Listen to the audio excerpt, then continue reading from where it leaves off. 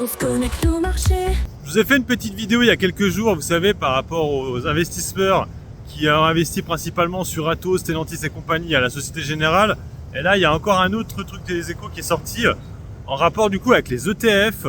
Et là aussi, c'est assez marrant. Alors déjà, on notera que le ETF qu'a mis en place iShares a plutôt bien marché. C'est les clients de chez Boursorama, Boursobank là, et la Société Générale, étant donné que ce sont les ETF qui ont été le plus achetés. Mais c'est normal, alors, il vient d'arriver. Hein. Et c'est celui où il y a le plus d'achats et le plus de mouvements sur l'année.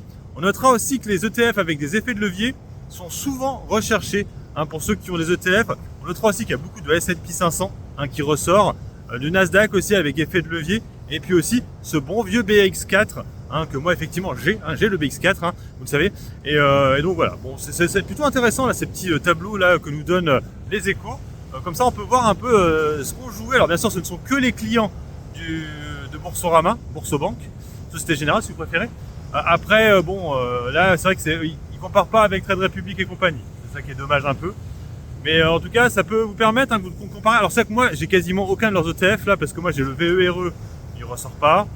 J'avais le S&P 500 à un moment donné, je l'ai revendu. Du coup, je suis parti sur le PANX. Donc du coup là, il n'y est pas. Et puis le reste, c'est pareil. Donc il n'y a que le BX4 effectivement que j'ai. Mais c'est vrai que je réfléchis de plus en plus à essayer de m'en débarrasser, mais j'arrive pas j'aimerais bien qu'on atteigne les 6800 au CAC 40, mais pour l'instant on n'y va pas. Et du coup, je me dis à quel moment on va y aller. Et j'ai à peu près 1800 € dessus. Mais le problème, c'est qu'à chaque fois, je vais jusqu'à plus 15. Et à chaque fois, ça redescend. Je suis à plus 7 après, puis je dois attendre. Voilà, puis bien sûr, il y a le bêta slippage qui pose problème.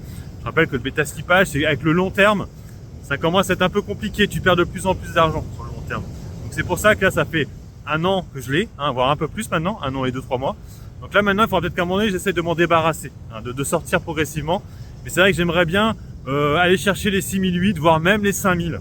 Mais ça se trouve, ça va mettre peut-être 2 ans pour aller aussi bas. Donc je vais peut-être pas le garder aussi longtemps. Pour l'instant, c'est vrai qu'il n'y a pas vraiment de momentum sur la baisse en fait. Ça baisse légèrement et ça remonte à chaque fois. À chaque fois que c'est comme ça. Donc pour l'instant, je le garde. Mais c'est vrai que c'est de l'argent que je mettrai sur des actifs auxquels je tiens sur du long terme. Allez, sur ce, moi je vous laisse. Bon investissement et puis bon trade. Ciao, ciao.